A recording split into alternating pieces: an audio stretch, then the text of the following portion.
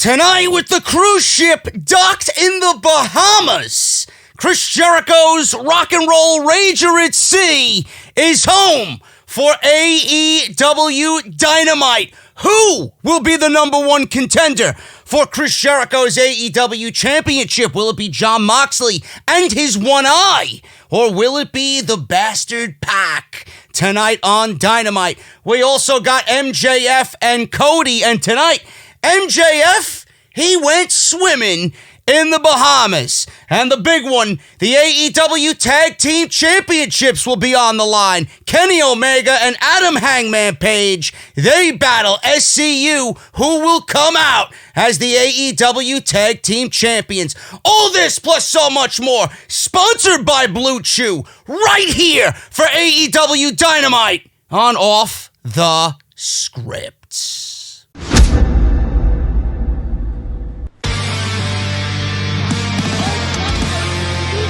Delete! This is mine.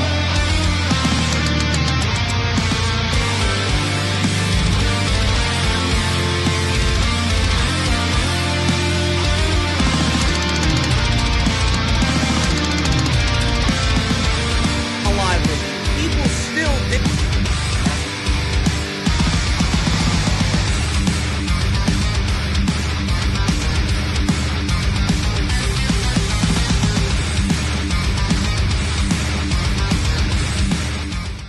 What is going on, guys? Thank you so very much for joining me right here on Off the Script. It is January 22nd. And as I look at my calendar, man, I don't believe this week is the Royal Rumble, to be honest with you. I really don't. I don't know where January went in general, but it's January 22nd, man. It's Royal Rumble week. We should all be excited. But this is not a WWE Royal Rumble podcast. This is AEW Dynamite, January 22nd, 2020. We're going to go over everything that happened on Dynamite tonight. And it was an awesome show. I got to give them credit. They pulled it off and they made it look and sound as good as they possibly could, being where they are in the Bahamas. Now, I heard from Meltzer and Alvarez. I'm not sure if this is true or if they were embellishing, but they had not one, but two tapes. They had two master copies of the tapes flown on two separate airplanes back to Georgia to be edited, to be given to TNT for airing on Wednesday night tonight, as we seen on TNT. Now, I don't know if that's true or not. I don't know why they would have two planes, maybe as a precautionary thing. I'm not sure. Maybe they were worried that something was going to happen to one plane. I don't know.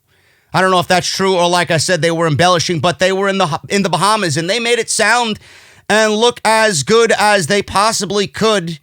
You know how I feel about these tape shows. And I'm not going to give AEW the pass on this because it's AEW. I wouldn't be, doing my fair share of justice here as a podcaster, I would say. If I don't like something from WWE and AEW does the same thing, I got to hate on both of them for it. So I'm going to go out there and say I'm not a big fan of tape shows. They don't sound good. They don't look good.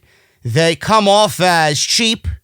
And it's just a very noticeable difference. But the difference is that when WWE does a tape show, they intentionally make it terrible. When AEW, and this is their first stab at it, does a tape show, they made it pretty damn good. And they have the luxury of being on a cruise ship. WWE is very afraid of going outside of their little bubble.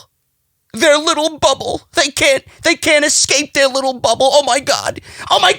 Life, sun, fun. They can't do it. They're afraid. So the difference is, this was amongst the beautiful weather of the Bahamas. 75 degrees, Hawaiian shirts, mostly a male crowd. I could not pinpoint a female in that crowd if you gave me the opportunity to. A lot of drunken individuals in the crowd tonight. I didn't see Solomonster there. I know he's there. Hopefully he's having a good time. Hopefully he is in one piece so we can get back to work doing House of Glory stuff. But I thought tonight was a very fun show. It flew by, and AEW furthered storylines for Revolution. So all in all, it was a good night. I wanted to go on the cruise, believe it or not. I wanted to go on the cruise, and I thought way back in 2019, do I really want to go on the cruise? And I opted not to, because I don't really want to go and place myself in that setting and then still have to work. You guys understand that every vacation I take, it's something work-related. I got to take this thing, and I got to take this thing with me. I got to take my iPad and my laptop. I feel like I'm carrying my entire office into the airport and then onto the plane. And I'm like, Jesus Christ, might as well just stay home for this shit. So I opted not to go. And I don't know how much of a vacation it would be if I got some, surrounding me on a ship when all I want to do is sit in a beach chair and soak up the sun and drink a cold beverage with a nice little umbrella in it. Maybe a slice of pineapple, maybe an orange, maybe a lemon. Maybe it's out of a coconut. I don't know. But I opted not to go. Funny thing is, they just announced the third installment of the Jericho Cruise, which after tonight, I don't know when the tickets go on sale, but after watching this and seeing how much fun everybody has been having, I think more people went this year than last year, especially more people in the community. I honestly think it's going to be a destination thing now, and Jericho would be silly not to do it every year. And now that he's with AEW, I feel like it's going to be a normal thing every single year for them, and I hope it is. And I hope it gets bigger and better, and it just grows from where we seen it tonight in their first try. But I wanted to go, and I didn't go. But maybe next year, who knows? And it falls right around my birthday, too. It's from the 1st to the 5th of February. My birthday is on the 6th, coming up. Wink, wink. But maybe. We'll see what happens. I don't know. I know there's no internet out there, so I would be completely useless to everybody. But one thing I know for sure, all the cretins on social media would be without JD and his intelligent, logical thought on Twitter for an entire week. They might throw a parade in my honor. I don't know. But anyway, Dynamite tonight. We're going to go over the entire show. And thank you guys so much for joining me. Please hit that subscribe button. If you are new around here, I would greatly appreciate you guys hit that subscribe button. It's very important. So I would appreciate it if you guys do that for me. If you enjoy what you see or hear on this show, hit that thumbs up. Let's try for 1,500 thumbs up for everybody down in the Bahamas having a good time, drinking a cold beverage, hopefully. And if you guys want to follow me on social media, at JD from NY206. Thank you guys so very much for all of that. Let's get into the show, man. Paige, Adam Hangman Paige, and his drunken antics. And Kenny Omega versus SCU, Frankie, Kazarian, and Scorpio Sky for the AEW World Tag Team Championships. I was very much looking forward to this match. And it obviously, if you guys were watching tonight, did not disappoint. It was slow to start. Kazarian eventually took down Paige with a big lariat. So that was nice. Tags in Scorpio Sky. Paige and Sky start shoving each other, which I assume was just them playing off what happened last week where he interrupted their promo. Came in just yelling like a drunkard. I'm going to kick both of your asses. Kenny Omega came in, calmed everybody down. Sorry for his attitude. And then he says, I'm going to kick both of your asses next week. He tried. And he eventually succeeded. Omega tags in after he sees the shoving match here between Sky and Paige. Sky and Omega are slowing the pace down. Definitely slowing the pace down from the norm. Omega with a shoulder tackle to Sky, and he gloated, which Sky didn't like. Katara Crusher by Omega for a 2 count. Paige tagged back in, working on Sky. Fall-away slam by Paige. Kazarian makes a blind tag off an Irish whip by Paige and regains advantage for SCU. I'm loving the pace of this match so far because from the norm, you usually see, AEW Tag Team matches just go 1,000 miles an hour. You don't know who the legal man is. It's flips, it's dives, it's this, it's that. And my phone is going off in the background. Siri, do you mind?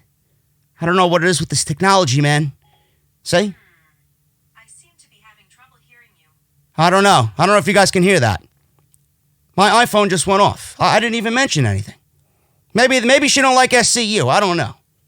Anyway, what I was saying is after she interrupted me and lost my train of thought, I love the fact that this match was away from the norm in just execution. All these tag team matches are just so fast-paced. So watching this was almost like a breath of fresh air. Double team on Paige, rather. Kazarian with a German suplex on Paige that landed him directly on the top of his head. One of the scariest moments of the evening.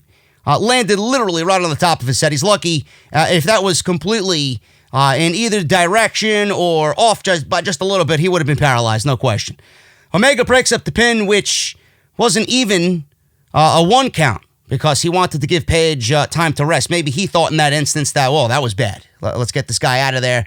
So maybe they played up the fact that, it could be something serious and he wanted to get in there to just kind of back SCU off. Just give him a breather. So SCU took back control, double team working on Paige in the corner. Paige fights off more double team by SCU, bounces out of the corner off an Irish whip with a huge lariat to Kazarian. Meanwhile, Sky took Omega off the apron on the outside. Really, really good stuff there. Classic tag team wrestling, which I'll talk about in just a little bit towards the end of this thing. Backstabber and an unprettier for a 2 count on Paige by Kazarian. Both men are down now. Paige makes the big tag. Hot tag to Omega. Kazarian makes the tag to Sky. Omega and Sky here are speeding things up a little bit. You see the match take another, shift in gear. And then we get a Snapdragon to Kazarian by Omega. Fisherman Buster to Sky by Omega for a 2 count. Tons of offense going back and forth. Tandem offense here by Paige and Omega. Fireman's Carry Slam by Omega. Standing Shooting Star by Paige. Moonsault off the second rope by Omega. Perfect. I love that sequence, man. It's really just a thing of beauty to watch. 2 count only after Paige goes for the cover. Omega went for the cover, rather. Sorry for the edit there. I legitimately had to get up because my phone was going off again. I'm not sure if you guys can hear that in the microphone. With my new microphone, I'm not sure how much of the background noise it actually picks up, but I legitimately had to get up and shut my phone off because it went off again, and I mentioned nothing of the voice command in these Apple products. It just keeps going off, which I don't like. I wish I could just shut off Siri because I don't really use it. I don't even use that program. Anyway, Omega hit Sky with a buckle bomb. Sky ducked a V-trigger. Omega went for another one. He hit it. Sky avoided the one-winged angel and hit a top rope Frankensteiner. Now, I love the desperate attempt from Scorpio Sky to get out of the one-winged angel. The sell was fantastic. Everybody should really sell the one-winged angel like that from this point on in AEW. Because he knew in that moment, I got to get the fuck out of this thing. If he hits this on me, we're losing these tag team championships. So I love the struggle by Scorpio Sky to get out of the one-winged angel. So Paige is in, and he accidentally hits Omega with a buckshot lariat. So at that point, I'm like, uh-oh, this thing is over now. We're going to see the inevitable fall of Omega and Adam Hangman Page. Sky hit Omega with a TKO for a very close near fall. Page hit a tope suicida on the ramp. We go to commercial break, which was legitimately 22 minutes into the show. I don't know why we even went to commercial at that point, because the match was just flowing very nicely without the commercial, and then we go to a commercial break that deep into the match. So Sky and Kazarian continue working over Omega during the commercials. Omega with another V-trigger on Sky, and both men were down. We come back from break. Paige and Kazarian are tagged in. Paige hit a fallaway slam off the second rope. Paige hit Sky with a German. Omega hit a Tiger Driver on Kazarian for a 2 count. Sky and Kazarian hit the SCU later on Omega. Paige broke up the pin, shoving Sky into Kazarian. So this is the climax of the match now. Paige hit a discus lariat and a powerbomb on Kazarian. He then hit a buckshot lariat on Sky on the ramp. And Paige then jumped back inside and hit Kazarian with a buckshot for the pin. And Adam Hangman Page and Kenny Omega win the AEW Tag Team Championships. Again, I'm going to mention it again, like I said in the beginning of this match, going over the details about what happened. I loved the pacing of this match. Slow, it picked up. It went back to slow, picked up again into the climax, into the finish. I love the way this was all planned out. Now, would they have done more in a more natural setting with more area to work with outside the ring? Yes. We would have seen Omega do his Rise of the Terminator, I'm sure. We would have seen Adam Hangman Page do his dives and his flips and his suicidas, even more so in a normal setting. The fact that we were given this match and the way that this match came off, with the limitations, it came off great. I think more matches like this, as far as tag team wrestling in AEW, more matches like this should happen. That's just me. So with the ship's limitation and the very small amount of area outside of the ring, I think it worked to perfection. I honestly thought it worked in the match's favor, to be quite honest with you. So that's my take on that. Right winner, great match. I love that Paige and Omega are now the tag team champions. This is great for the tag team division because I feel like having the titles on SCU, yeah, it's great. And you want to see those guys, get more popular from where they came from and how hard they've worked to get to where they are. They weren't doing anything with the championships. They weren't. And I was in that boat thinking, well, you're going to put the tag team championships on a team like SCU? Yeah, that's great. The titles are going to make the wrestlers. And that's not the case. The only way that's working right now is with, Chris Jericho. He's making that title look more prestigious, and that title is taking Jericho to the next level. On top of the hard work he's putting into his character. It's a mutual beneficial relationship. The tag team championships aren't doing anything for SCU, and the reason for that is because there's nothing in the tag team championships right now. So the fact that Omega and Paige are the tag team champions, they're going to now make those championships prestigious. They're going to raise the stock of those championships. And like I said, I was in that boat. Yeah, let's give Luchasaurus and Jungle Boy the tag team championships, or let's give whoever the tag team championships, right? Or let's give some relative unknown the world championship. It's not the way you build superstars. Whoever beats Chris Jericho is going to be better off for it because Chris Jericho is a great world champion. Whoever's going to beat Omega and Paige are going to be better off for it because they're Paige and Omega. Now, they're going to inevitably beat themselves, but that's the part of this entire story that I can't wait to see unfold. So like I said, I was in that boat, but it's about time the elite starts giving themselves the championships. People pay to see them, and they're the stars of this company. You raise your star in the company, get those titles over, the next ones that come along and beat you, they'll be better off for it because they beat you. They beat the stars of AEW. Now, the one thing about tag team wrestling is, this is a relatively new tag team. I don't think they've teamed up before this, before this run with the tag team championships. Now, we've seen a couple weeks of them teaming up, but like I said beforehand, we've never seen them team up for any other reason. So I'm thinking we have a team here with Paige and Omega that is not a real tag team. And we got all these other teams. Jurassic Express with Jungle Boy and Luchasaurus. We got Proud and Powerful. We got the Lucha Brothers. We got the Butcher, the Blade, and the Bunny, right? If you even want to call them a tag team in AEW at this point. I don't know if they're with AEW or not AEW. Apparently they're booked on the show next week, so they must be. SCU. We got all these great teams. Best Friends. Private Party. I got to ask you guys, is it just me, or is every team in AEW, outside of the Young Bucks, of course, just equal? There's not one team better than the other. And I don't know if that's a good thing or not, because I want you to think. Now, I'm thinking ahead, because that's what I do. With Paige and Omega as the tag team champions. Now I'm thinking ahead as to who is next in line to challenge them. Is there anybody? If we base their next challengers off the standings, we could go by that. But even if the standings do reflect their next challenger, I feel like even with the standings, everybody's still kind of equal. Every team in this division is equal. And I feel like the Young Bucks love tag team wrestling so much that they want everybody to kind of be on the same level, growing together at the same pace. There's not one team that's up here and, everybody else is falling in line. They're all equal going up the ladder. You need one team to be up here above everybody else. Now, I don't know how we get there. I don't know who that is. But I hope that they figure it out sooner rather than later.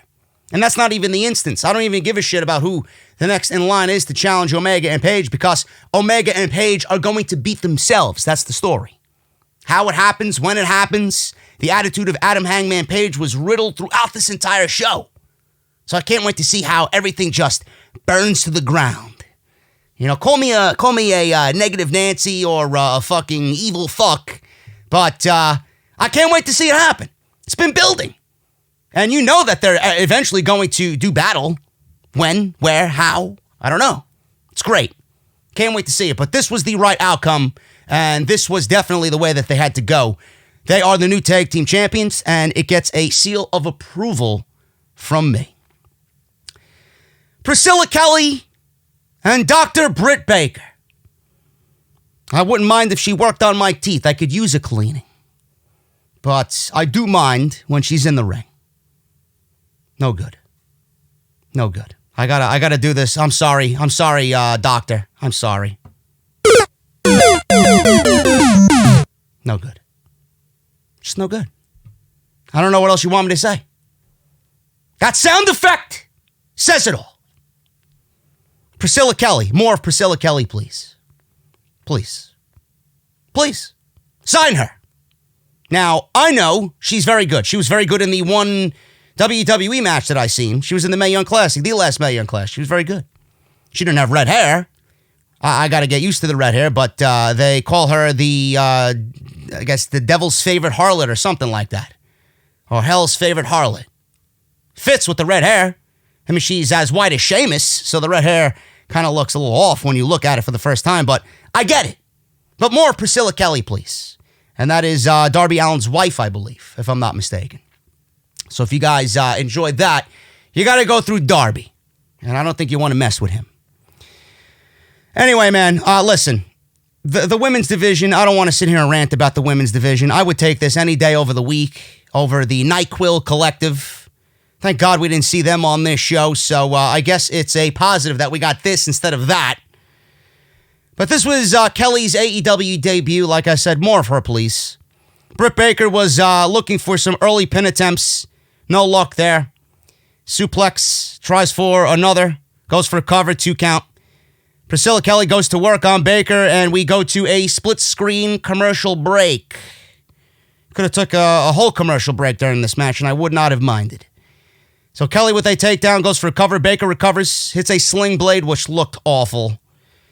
Man, I don't know, man. That sling blade looks worse and worse every single week.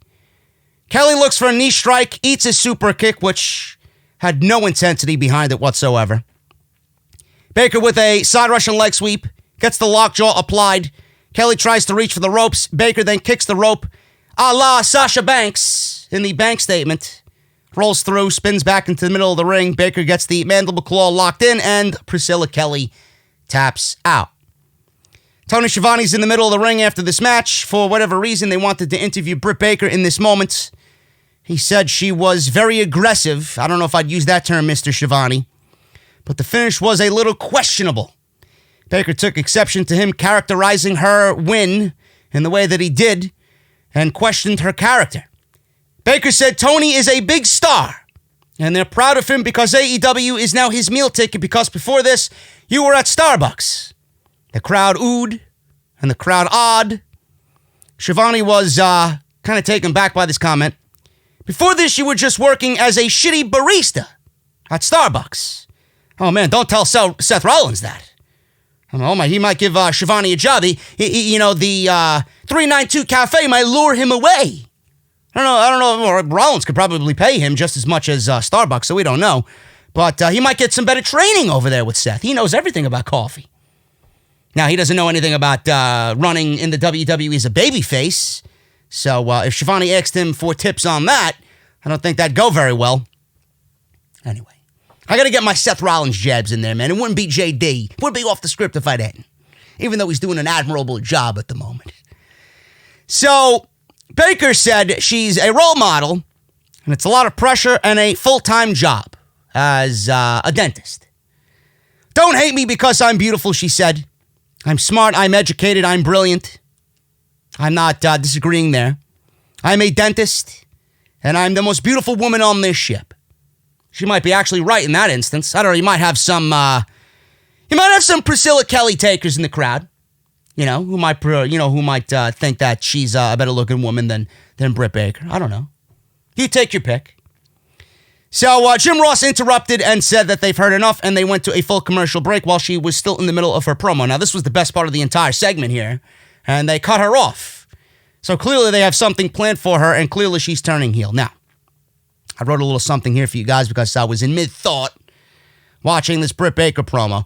Britt Baker falls in line with pretty much everything else in the women's division. It's disappointing.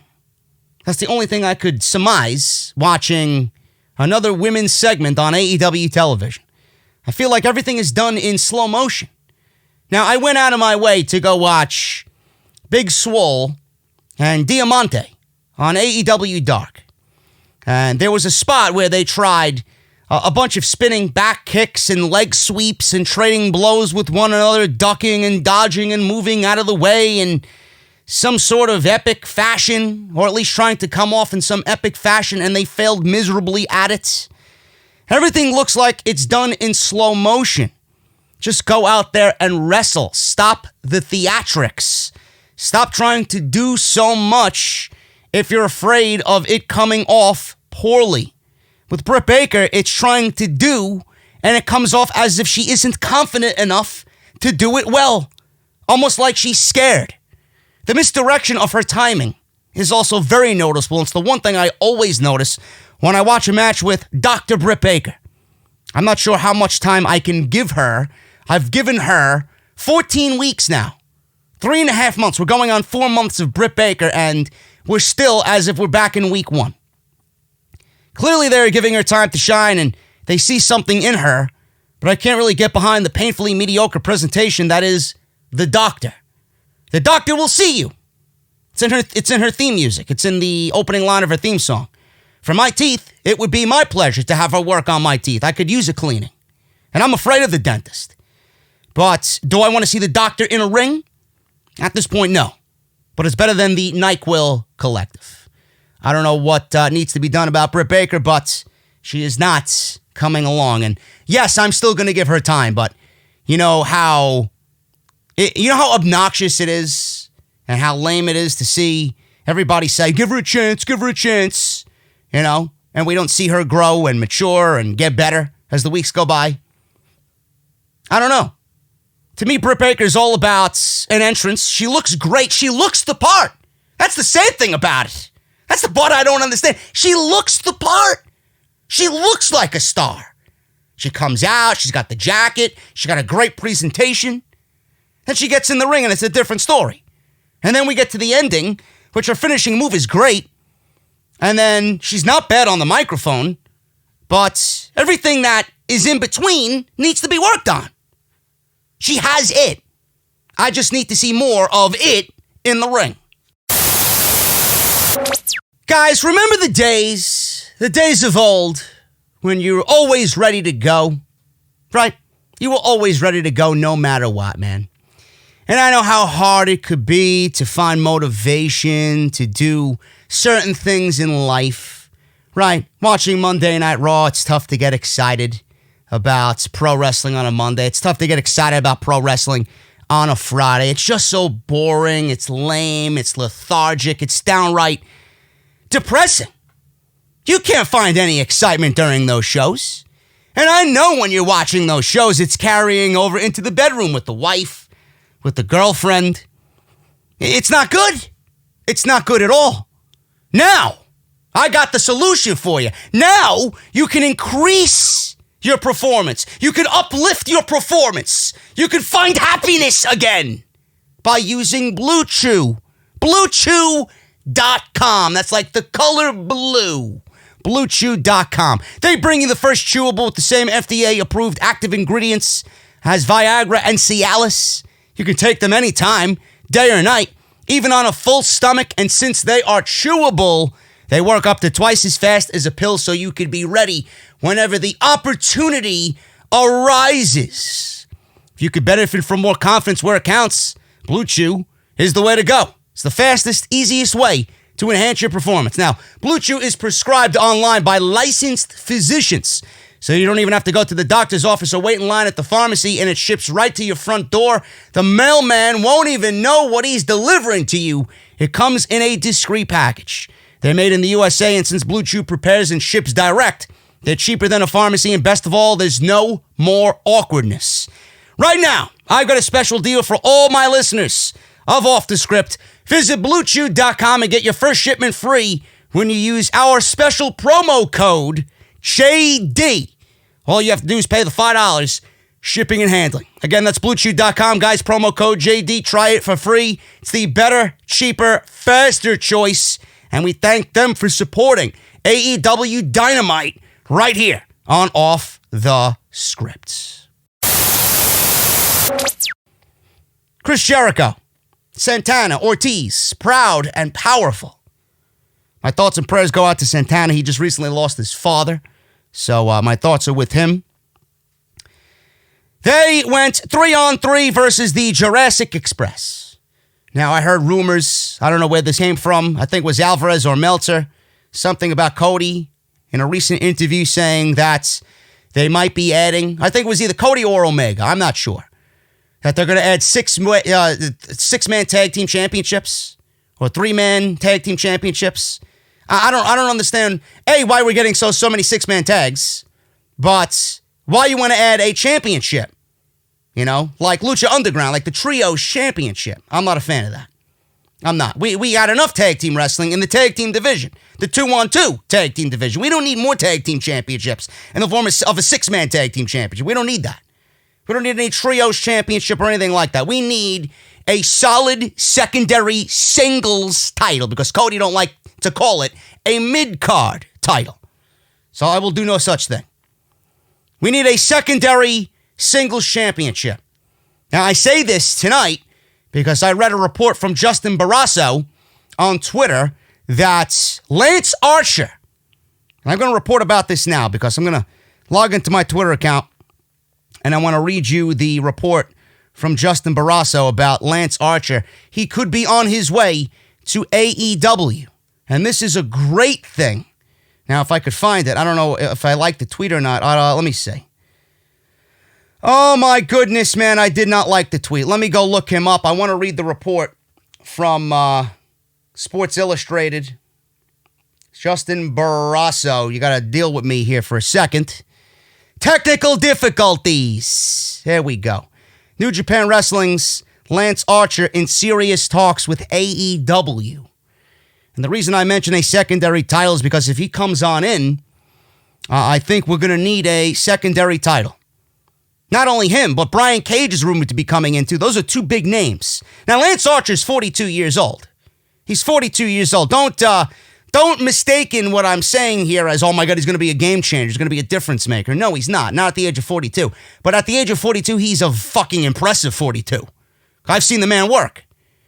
Now, following his match at Impact Wrestling's Hard to Kill, SoCal Uncensored mentioned that Brian Cage will be joining AEW, which I do believe is the case. They tried to dumb that down by having Melissa Santos go out there and kind of say, no, I'm his wife.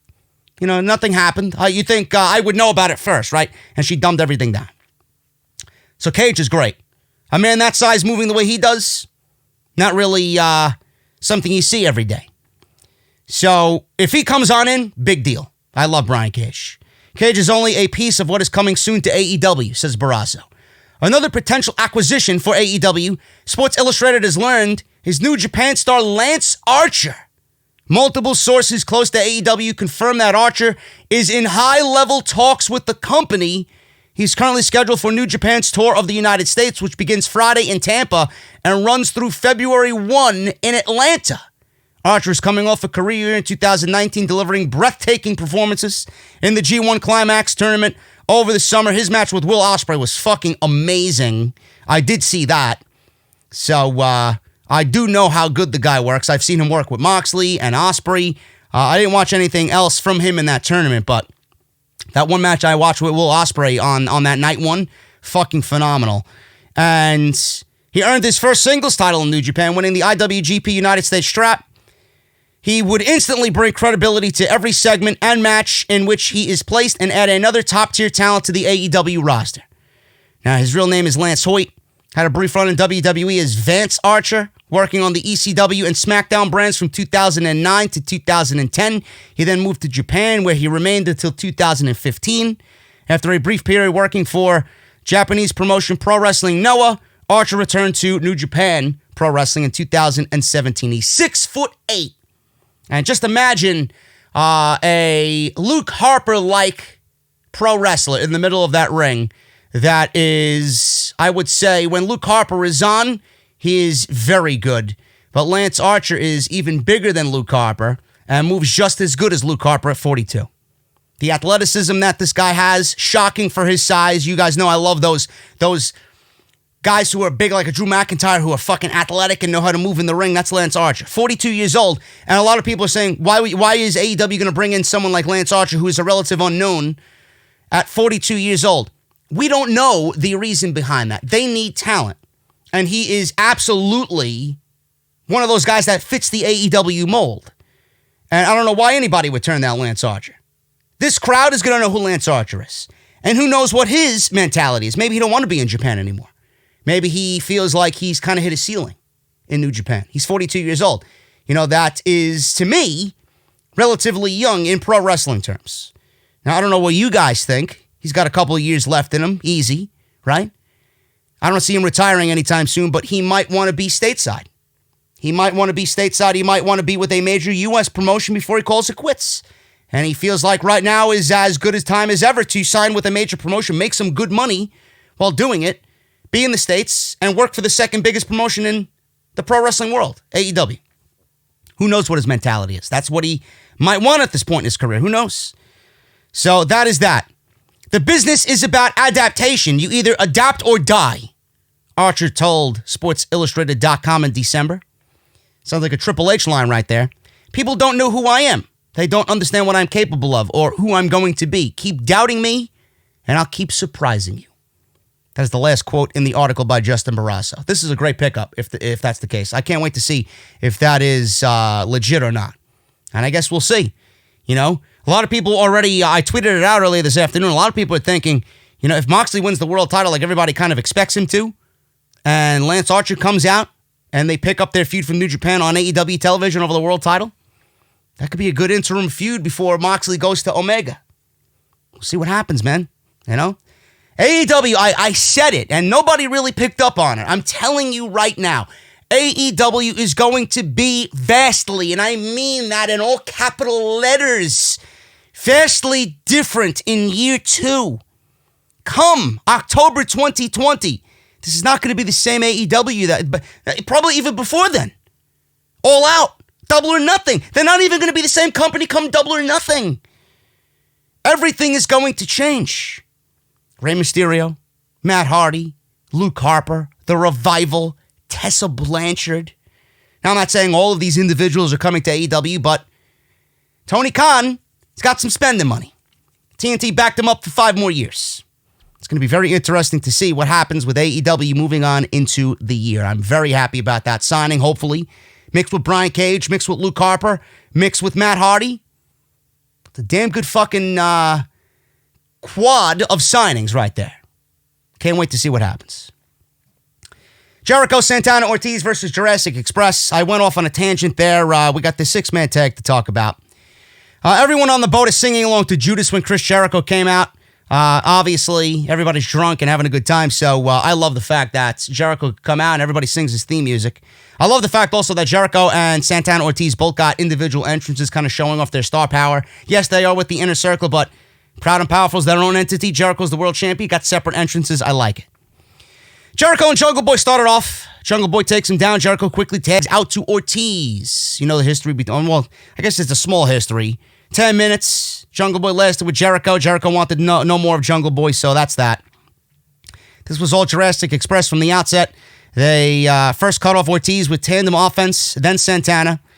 Marko Stunt, who was wearing a child-sized life vest, says Jim Ross, tagged in, leapt off the shoulders of Luchasaurus onto Ortiz. He then took the vest off and threw it into the crowd, and Jim Ross said, that will be on eBay in 30 minutes. If you caught that life vest and are listening to me at this moment, are you going to keep it or sell it on eBay? I don't know what you're going to do with a life vest from Marko Stunt or how much that would go for on eBay, but I'm pretty sure some poor schmuck out there will pay good money for it. Who knows? So he jumped off the shoulders of Luchasaurus onto Ortiz. Then he was being passed around onto various wrestlers' shoulders. He ended up DDTing Santana. It looked like a fucking circus in there. Marko threw his vest into the crowd, like I said, in celebration. Luchasaurus tagged in against Ortiz. Gave him a standing big boot to the face for a near fall. Ortiz made a comeback on Jungle Boy, cutting him off with the leg sweep off the second rope. Jericho got the tag and hit Jungle Boy with 2 slams. We go to commercial break. The Inner Circle continued working over Jungle Boy for several minutes. They got heat on him. He got a brief spot of breaking free, hitting a crossbody off the second rope on Jericho for a near fall. Jungle Boy finally managed to get the hot tag to Luchasaurus. Of course he did. Hit the tail whip on Santana. Shining Lizard on Ortiz. I love that. You know, Shining Wizard, Shining Lizard, whatever. I want to see how many people picked up on that. Double choke slam by Luchasaurus. Luchasaurus hit a standing moonsault on Jericho for a near fall. Watching him do that is just impressive. It's just impressive. Jake Hager was on the ring apron, or the ramp, I should say. He was on the ramp. He was kind of just pointing at Luchasaurus, dwarfing him from the ring ramp. Luchasaurus tagged Stunt, and then went to go chase Hager, and they brawled to the back. So Marko Stunt was the legal man. Stunt did a 450 on Jericho for a 2 count. Stunt then got 2 more quick pinfall attempts off cradles on Jericho. Jericho then hit the Judas Effect and pinned Marko Stunt. Now, I know a lot of people, I just felt the crying on social media. I didn't even tweet during this because why would I? It's the Inner Circle and they were going to win anyway. But I would have loved, part of me would have loved to see Marko Stunt pin Chris Jericho, just to see all the fucking crybaby marks on social media and the crybaby marks on Reddit about how Marko Stunt pinned the AEW World Champion and then he gets a world title shot the next week on Dynamite. I would have loved to see all the fucking tears just flow. So much so that I could fill up 6 of these bottles in one sitting. Anyway, moving on. Jericho wins. Jericho then popped some bubbly after the match, and that's all it was. It was a fun tag team match, no more, no less. And the Inner Circle, same guys, Jericho and Proud and Powerful next week in another 6-man tag against Darby Allin and Private Party. Should be good. They'll be back in their natural setting, so we'll see what happens. But all these 6-man tags, man, I could do without. Joey Janela, the former bad boy, Joey Janela, can't be more of a bad boy than Kip Sabian. He's got Penelope Ford. So he's the new bad boy clown. Versus MJF. Maxwell Jacob Friedman. MJF made his ring entrance. Jim Ross mentioned that Wardlow was not there. Wardlow, in his absence, was training for his cage match against Cody on February 19th in Atlanta on Dynamite. I like the fact that they continued the story. Why isn't Wardlow there? We got an explanation. So they went to a split screen with MJF. He was taunting the crowd the whole time. The slobs at ringside were kissing his ring. I don't even know how he does it. I commend MJF for having these fucking incels, these slobs, kiss his ring. He's probably utterly disgusted. I think he told some guy to go fuck himself. And then he took one guy's hat and threw it like 16 rows deep. Now, if I was in the front row and he recognized me, and he took my Braves hat here, or whatever hat I was wearing, and tossed it, I'd be legit pissed.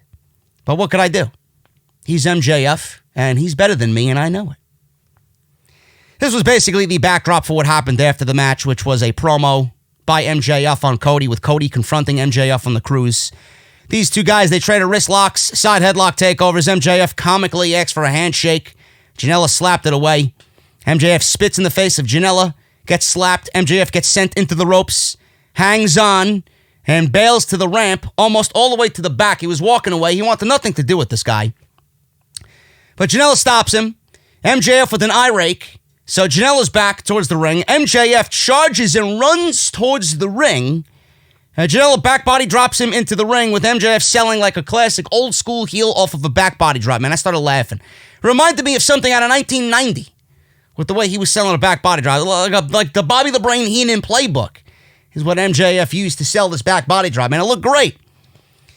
So Janela heads to the top rope. MJF rolls to the opposite corner to end up on the top rope. Janela hits a superplex, goes for a cover, only 2 count. So on the stage, out comes Kip Sabian, who next week will battle Cody.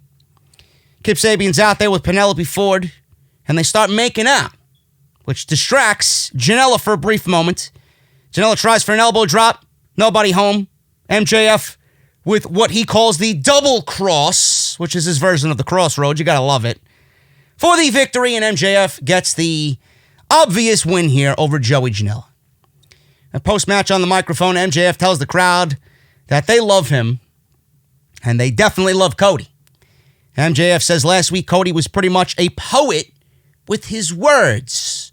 MJF brings up Cody, saying MJF was just another chapter in his book, but MJF lets Cody, he says about Cody that, okay, I'll be another chapter in your book, but Cody, I'll be the last chapter in your book. So Cody obviously takes offense to this. He comes out, strolls out to the ring wearing his Miami Vice suit. MJF tells Cody not to come any closer. He reminds Cody that he can't touch him. All bets are off if he does.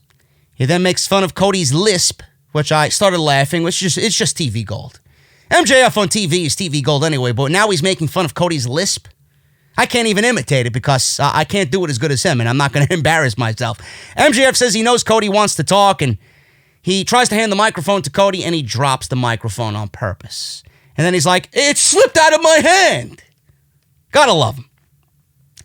So he kicks the microphone away. MJF heads up the ramp. Cody says MJF is right, he can't touch him. But out comes Matt and Nick Jackson, and the fans are going crazy. And Cody says, I can't touch you, but they can. Super kick party from behind. MJF gets super kicked in the face. And then Cody says, who wants to see MJF go in the pool? That's exactly what they did. They take him over to the back, behind the production area. Nice little pool out there. They throw MJF into the pool, and Excalibur says, oh, he had Burberry boots made specifically for this evening of Dynamite. In the pool you go, fuck your Burberry boots. And that was pretty much it. This was great. It was short, it was sweet. It's not like we usually see these guys on a regular episode of Dynamite, but it did the job. It sold the match. It continued the story. And I like the fact that Cody can't touch MJF, but the Bucks were right there. Backstage, Tony talked with Omega and Paige. This obviously happened after the show was over. About winning the titles. Omega says, or I think it happened after the show was over, because Shivani wasn't out there during the main event, so it might have happened during the show. I don't know. Backstage, Tony talks with Omega and Paige about winning the tag team titles. Omega says that they did something special today and couldn't be happier. Now, Paige was obviously drinking. Of course he was. It says, when I said I'm going to whip both their asses, I'm going to whip both their asses. So Tony cut off Paige mid-sentence, took the microphone away from him, and put it right back to Omega's mouth. So Paige obviously was disappointed and very upset and frustrated that Shivani did this, and Shivani's reaction was, yeah, thank you.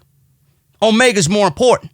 His body reaction and his language, his just demeanor was like, fuck you, Paige. We don't give a shit about what you say. Let me get Omega's word on this. Omega's more important.